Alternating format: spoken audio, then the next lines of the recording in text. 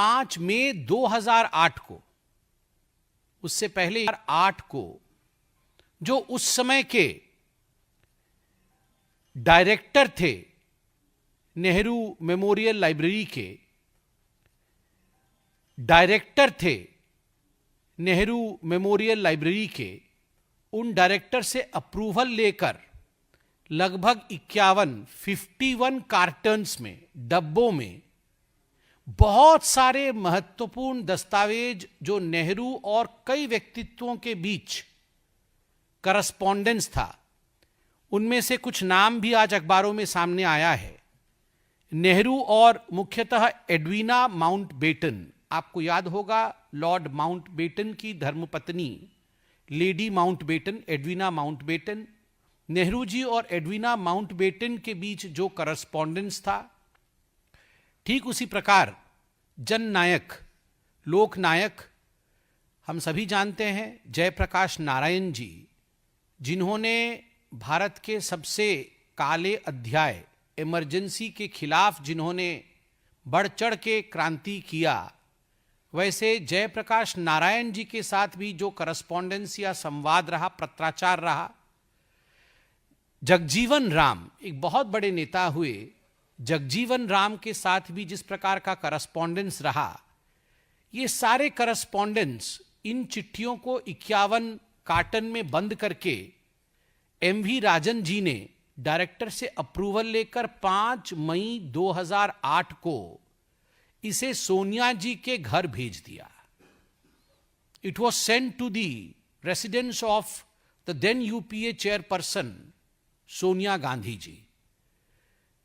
जब ये prime minister memorial museum और लाइब्रेरी के सदस्य बैठे अपने जनरल बॉडी मीटिंग में और इस विषय पे चर्चा की फरवरी में, तो उन्हें लगा कि उन्हें एक लीगल ओपिनियन भी लेना चाहिए, क्योंकि ये केवल ये चिट्ठियां नहीं है, ये ऐतिहासिक दस्तावेज है।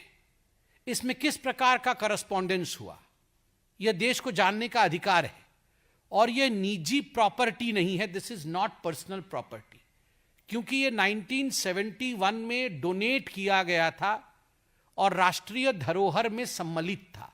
This was part of the treasure of the nation of India. यह म्यूजियम का एक हिस्सा था। अगर म्यूजियम से कोई मूर्ति आप ले जाएं, म्यूजियम से कोई पेंटिंग आप ले जाएं, तो ठीक प्रकार अगर आप म्यूजियम से कोई चिट्ठी ले जाएं, तो क्या यह न्यायोचित होगा? Is this legal? इस विषय में इस कमिटी ने लीगल ओपिनियन लिया। लीगल ओपिनियन लेने के पश्चात दिसंबर के महीने में ही, इसी दिसंबर के महीने में एक चिट्ठी लिखी गई राहुल गांधी जी को, और ये चिट्ठी अहमदाबाद के एक हिस्टोरियन हैं जो prime minister museum memorial library उसके एक मेंबर भी हैं और एक जाने माने चेहरे हैं। उनका नाम है रिजवान कादरी। रिजवान कादरी जी ने LOP, leader of opposition Rahul Gandhi ji को ये चिट्ठी लिखा है कि राहुल जी, ऐसे 51 कार्टन चिट्ठी जवाहरलाल नेहरू की यूपीए की तत्कालीन अध्यक्षा सोनिया गांधी जी के पास है, कृपया आप मदद करें राष्ट्रीय धरोहर को वापस लाने में। मित्रों, मैं ये कहना चाहता हूं कि this is a historical heritage, ये इतिहास की विरासत है। ये किसी परिवार का अपना प्रॉपर्टी नहीं है। ये चिट्ठियां क्योंकि मेरे दादा ने लिखी या मेरी नानी ने लिखी, मेरे पिताजी ने लिखा, इसलिए ये मेरी प्रॉपर्टी है, दिस इज एंटाइटलमेंट, ये नहीं हो सकता है। ये राष्ट्र का धरोहर है।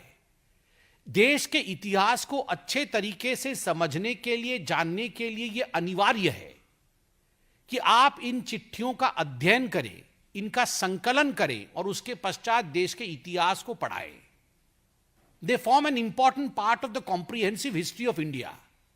और मुझे कहते हुए आश्चर्य हो रहा है और दुख भी हो रहा है, 2010 से इन सारी चिट्ठियों का डिजिटाइजेशन होना था। इनको स्कैन करके डिजिटल माध्यम से इनको आगे बढ़ाना था, और 2010 में डिजिटाइजेशन से पहले ही सोनिया जी ने इन चिट्ठियों को अपने पास मंगा लिया। तो स्वाभाविक है हमारे मन में यह प्रश्न उठेगा कि इन चिट्ठियों में ऐसा क्या करस्पॉन्डेंस था कि गांधी परिवार नहीं चाहती थी कि यह करस्पॉन्डेंस पब्लिक हो. And it is quite intriguing and the country really wants to know as to what was in these correspondence between, say, Nehru ji and Lady Mountbatten, between Nehru ji and Jagjeevan Ram ji, between Nehru ji and Jayaprakash Narayan ji, and there are certain letters, it seems, between Nehru ji and Albert Einstein as well. What were the contents of this letter that the first family felt that it should not be made public? इसमें दो चीजें गंभीर है. पहला विषय है the sense of entitlement of the first family. जो पहला परिवार है उनका सेंस ऑफ एंटाइटलमेंट कि हमारी मर्जी, हमारी प्रॉपर्टी थी, हमने वापस ले लिया. ऐसा नहीं होता है.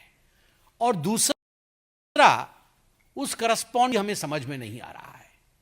और कई मीडिया हाउसेस ने चिट्ठी भी लिखा राहुल गांधी को कि आप इसका उत्तर दें, मगर जो हमने आज अखबारों में पढ़ा है, राहुल जी की तरफ से कोई उत्तर नहीं आया है. स्वाभाविक है हम देश की ऑपोजिशन पार्टी से ये सवाल पूछना चाहेंगे कि आखिरकार वो जवाब क्यों नहीं दे रहे हैं.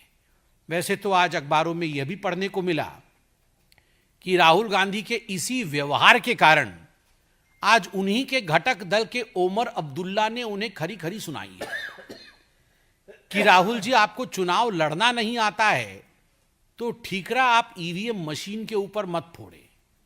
और leadership is earned, leadership is not demanded. Leader बन के उभरते हैं.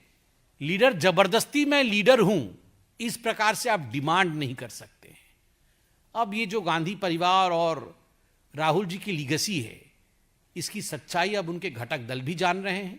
और आज हम भी ये डिमांड करते हैं, जब से ये दस्तावेज अखबारों में छपा है, कि देश के इस ऐतिहासिक धरोहर को तुरंत सोनिया जी वापस करे. और इसकी जांच भी होनी चाहिए, जो आज हमने पार्लियामेंट में भी रखा है, कि आखिर कितनी चिट्ठियां गई थी, उतनी ही चिट्ठियां वापस आई कि नहीं आई. और नहीं आई तो उसमें ऐसा क्या लिखा था कि वो नहीं आई.